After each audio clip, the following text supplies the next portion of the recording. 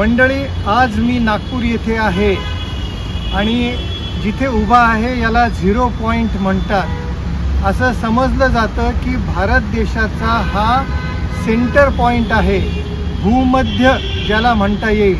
भारताचा भूमध्य कुठे आहे तर तो इथे आहे आणि म्हणून रेफरन्स पॉइंट म्हणून आपण जर हा इथे 0 मानलं तर इथपासनं वेगवेगळ्या बाजूच्या गावं किती लांब आहे, वाराणसी, अलाहाबाद, कलकत्ता, कन्याकुमारी, बॉम्बे, त्याचं इथून अंतर कळतं। नागपूर हे जिओग्राफिकली भारताचं सेंटर आहे आणि त्या नागपूरमध्ये हा जो पॉइंट आहे याला 0 मार्कर असं म्हणता येईल।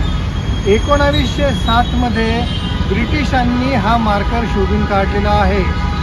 चांगला पॉइंट आहे, मला मजा आली बघायला आणि नागपूरचं एक्सप्लोरेशन करताना मी पहिल्यांदा हा पॉइंट घेतला।